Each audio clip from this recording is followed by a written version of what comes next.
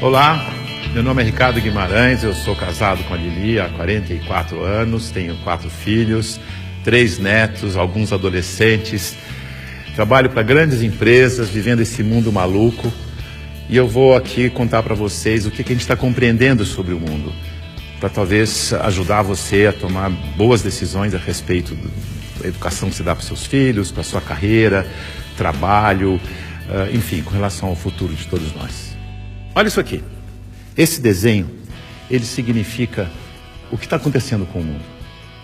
Parece um cardiograma, mas não é um cardiograma. Ele mostra que tem um momento em que as coisas estavam muito paradas, quase mortas, e começa a acelerar, e passa a ter uma animação, uma vida que não tinha antes. Tudo ficou acelerado. Sabe por quê? Por causa da tecnologia de informação e comunicação. Nessa fase, tinha pouca gente no mundo e a tecnologia de informação e comunicação era muito rudimentar e cara. Telefone fixo no lugar, imagina. Demorava muito para as coisas acontecerem. O cenário era estável, quase parado, lento, previsível, controlável, simples. Acontecia uma coisa de cada vez. Nessa fase, criamos instituições com hierarquias poderosas que controlavam o mundo. E nós nos sentíamos muito seguros, porque tudo permanecia igual por muito tempo. O indivíduo se submetia ao grupo, abria mão da sua individualidade, aprendia a regra do jogo e a vida seguia em frente. Isso deu certo por um bom tempo. Aí, com mais gente no mundo e com uma tecnologia de informação e comunicação mais poderosa e mais barata, todo mundo tomando decisão o tempo todo, numa velocidade absurda, o mundo começou a ficar instável, dinâmico, rápido, imprevisível, transparente, fora de controle, complexo. E nessa dinâmica toda, além da instituição, surge um novo personagem muito poderoso. O indivíduo conectado em rede, que acessa tudo e a todos o tempo todo.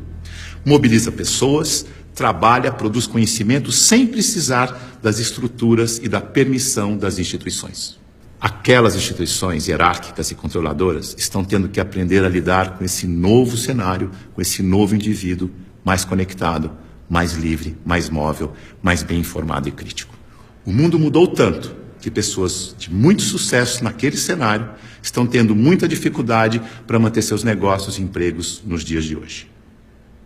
Eu vou contar a história de um executivo muito importante, de uma organização global, poderosa, que estava tendo problemas enormes.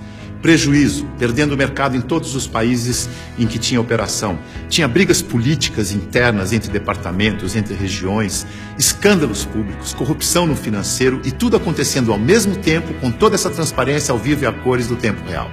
Esse grande executivo viu aquele cenário e disse: eu não dou conta dessa complexidade, dessa velocidade, dessa transparência toda. Eu me demito. Aqui está ele. É o nosso querido Bento. O Bento foi sucedido por um outro executivo, que parece que foi feito sob encomenda para lidar com essa época de tanta inovação, onde o indivíduo tem que ser mais autônomo, mais senhor de si, não se submeter à instituição, mas, pelo contrário, liderar a instituição. Chico aceitou o desafio. Aqui está ele, de um jeito fácil de comparar e ver a diferença entre ele e o Bento. Veja que o Bento está arcado, submetendo ao protocolo e às regras da instituição. O Chico está mais senhor de si. Para ele ajudar a igreja, ele tinha que mudar a igreja. Para mudar a igreja, ele tinha que criticar e propor novas maneiras de fazer as coisas. Porque do jeito que deu certo no passado, não era o jeito que ia dar certo no novo cenário. E ele começou a criticar e a mudar tudo usando o discernimento, o bom senso e os seus valores, que são os mesmos da instituição. A cadeira, por exemplo. Ele pediu uma cadeira mais simples, mais leve, mais prática, que ele mesmo pudesse carregar. A roupa. Uma roupa que fosse fácil de vestir, leve, simples e confortável. O discurso. Ele não queria que alguém escrevesse o discurso para ele. Ele mesmo ia fazer o discurso com as palavras dele. E para ele estar sempre atualizado e poder falar à vontade, ele não ia ficar isolado no Palácio do Vaticano, num quarto de 300 metros quadrados.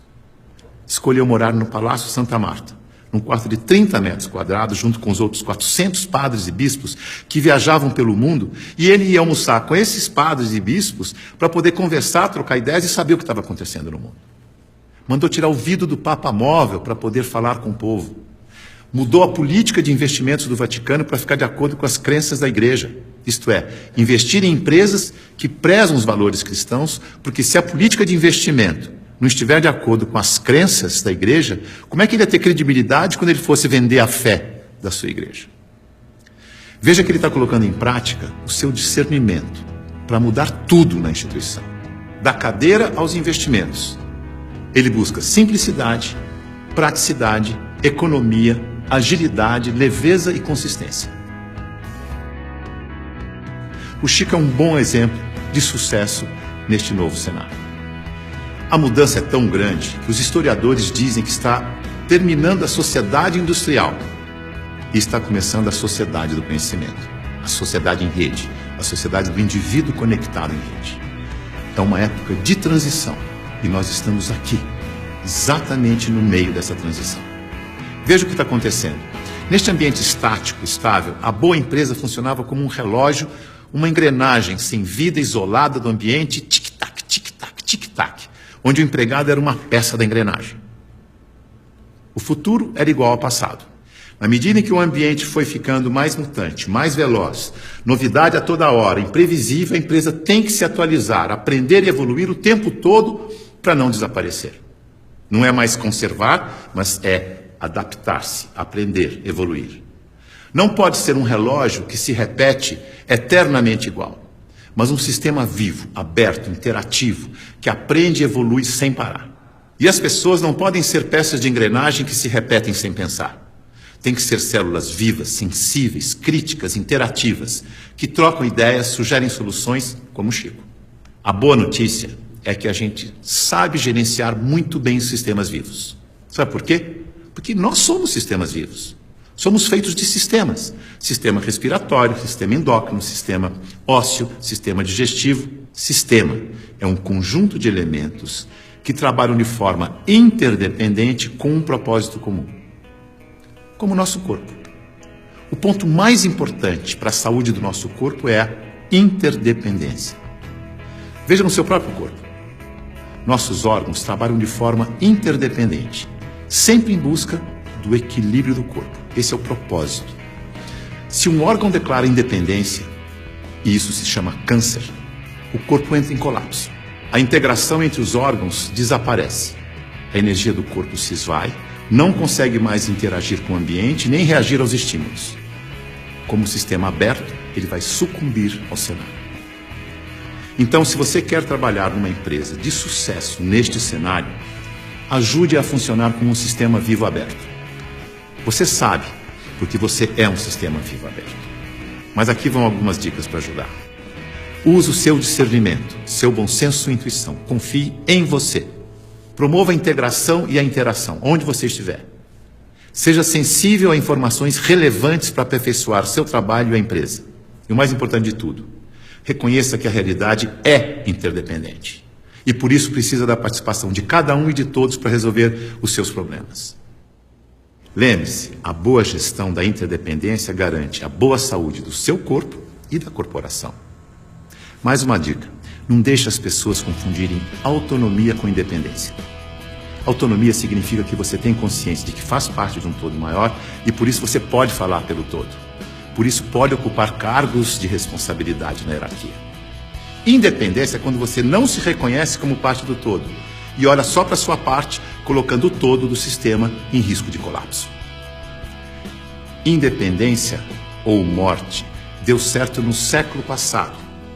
Neste século, o certo é interdependência ou morte. Veja a evolução das relações na empresa e no mercado. No começo, a hierarquia era absoluta. Poucos mandavam e todos obedeciam como crianças obedientes. Não tinha concorrente, mas precisava de canal para vender. Depois, a empresa cresce, a hierarquia permanece, mas as áreas passam a ter seus chefes. As crianças ficaram jovens e, como jovens, andam em tribos. Nós versus eles. As áreas competem o tempo todo porque precisam se afirmar como jovens. Essa é a fase da independência ou morte. No mercado, o concorrente aparece e obriga a empresa a olhar para o consumidor. Hoje, a competição continua, mas vai ter que conviver com a cooperação para sobreviver nesse mundo mais veloz e mutante, em que a interdependência fica cada vez mais importante. Temos que amadurecer como indivíduos e olhar para o nosso interesse pessoal e do todo ao mesmo tempo. O Papa Chico, quando falou do meio ambiente na sua encíclica, ele não falou com os cristãos apenas. Ele falou com todos que vivem neste planeta, que ele chamou de a nossa casa. É isso aí. É nós. Junto e misturado. Essa é a real. Esse é o futuro, com as pessoas mais valorizadas, mais bem informadas e fazendo melhores escolhas para suas vidas. Boa sorte.